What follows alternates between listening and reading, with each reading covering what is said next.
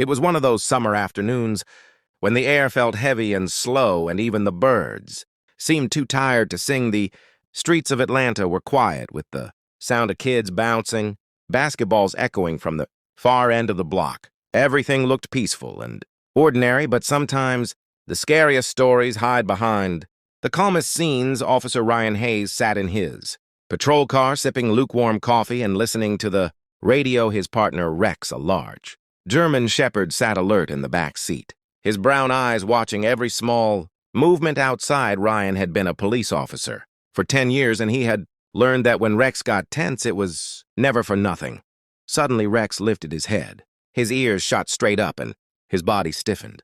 Ryan turned down the radio and followed the dog's gaze toward a narrow alley between two worn-down houses. At first, he didn't see anything, just an old fence covered in ivy and the faint shimmer of heat rising from the pavement. But then he noticed a small figure standing, still behind the fence. It was a little black boy, no older than 9, maybe 10. He was wearing a faded yellow t-shirt and shorts too big for him. His shoes were untied, and one of them looked like it might fall apart any second, but it wasn't his clothes or his size that caught Ryan's attention. It was his eyes, wide alert and fixed on Rex, as if the boy knew the dog or understood something that no one else around him did. The boy didn't move, didn't call out, didn't wave his arms. He just stood there staring, his tiny hands gripping the edge of the fence. Ryan felt a chill crawl up his spine. He opened the car door slowly, calling out, "Hey there, kid, you okay?" But the boy didn't answer. He didn't even blink. He just looked from Ryan to Rex, then back again, and suddenly his right hand moved, a small, precise motion barely visible. He lifted his fingers and made a quick downward gesture, followed by another signal that made Ryan's stomach twist. It wasn't a random move. It was a silent command, a gesture used by police canine units to signal danger. Ryan froze. Only trained officers or people close to the department would ever know that hand sign. How could a little kid possibly know it? Rex let out a low growl. Deep in his throat, his eyes locked on the alley. Ryan's instincts screamed that something was wrong. He took a cautious step forward, his hand resting on Rex's leash. The boy's lips moved slightly, but no sound came out. He simply pointed toward the dark end of the alley. The message was clear without a single word spoken. Something dangerous was waiting there. Ryan's heart began to pound harder with every second that passed. The street around him felt too quiet, too still. Even the sound of the kids playing basketball in the distance seemed to fade away. The little boy still hadn't said a word, his body tense, his eyes darting between Ryan and the alley as if begging them to understand. Rex stood tall beside his handler, his tail stiff, his nose twitching, catching a scent that made him uneasy. Ryan took a slow breath and studied the boy's hand. Again, that movement, he made it wasn't random. It was a specific signal, one that every canine handler was trained to recognize. It meant danger ahead, proceed with caution, and stay silent. This wasn't just some frightened kid guessing what to do. It was like he knew exactly how to talk to the dog without using words. Ryan crouched slightly to make his voice softer and less threatening. "Hey, buddy, can you tell me what's going on?" he asked. But the boy quickly shook his head and pressed his finger to his lips. It was a warning not to speak. He glanced nervously toward the abandoned house at the corner, its windows boarded up, the paint peeling away like dead skin from old wood. Ryan followed his gaze. The house looked lifeless, but his gut told him there was something inside, something wrong.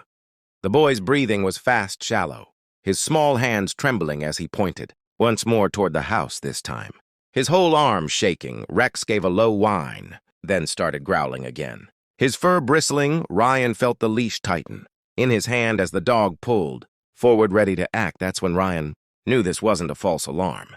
Something real was happening, and this boy had seen it.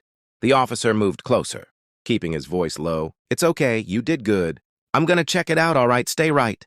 Here the boy's eyes filled with tears, but he nodded once, clutching the fence with both hands. Ryan tapped Rex's collar and whispered the command, "Stay alert." The dog responded immediately, muscles tensing, body low to the ground, his gaze locked on the house. The air seemed to grow heavier as Ryan took his first step toward the alley, every sense on edge, every sound amplified his instincts, told him the boy's silent signal had just led him to something much darker than he could imagine. Ryan's footsteps were slow and careful as he moved. Toward the alley, the sunlight seemed to fade the closer he got, and a strange chill ran through the air. Rex padded beside him, his nails clicking softly on the cracked pavement, his nose close to the ground sniffing every trace of scent. Ryan's heart thudded in his chest. He could feel it in his throat. Each beat loud against the silence. The alley smelled of damp, wood and dust and something else, something sour that made him uneasy. The boy was still by the fence, watching every move, his small figure frozen in place. Ryan reached the end of the alley and saw the old house up close, its windows boarded, its porch sagging as if it had given up on standing years ago. A rusty chain hung from the front gate, swinging slightly even though there was no wind. He swallowed hard and whispered the command search. Rex lowered his head and moved forward, his tail stiff, his movements cautious. The dog sniffed around the steps, then suddenly stopped, his body rigid, a deep growl rumbling from his throat. Ryan knew that sound. He had heard it on raids before. It was Rex's way of saying something or someone was inside. Ryan's pulse quickened. He stepped closer, his hand hovering over his holster. He listened.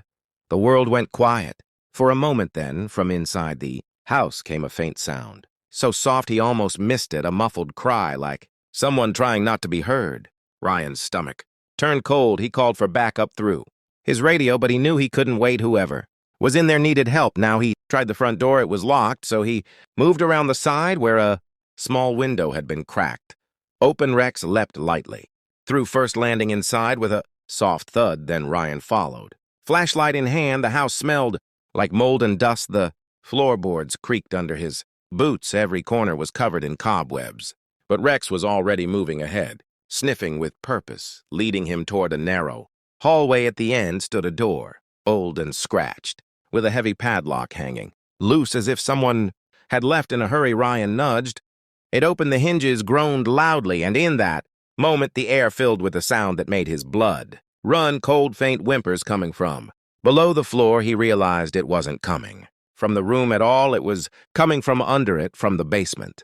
Ryan's flashlight trembled slightly in his hand as he crouched near the floor, trying to find the source of the sound. The air down there was thick with dust and a faint smell of rot. Rex's ears were up, his nose pressed against a small crack in the floorboards. He barked once, a sharp, urgent sound, then started pawing at the corner near a half-broken door. Ryan moved quickly,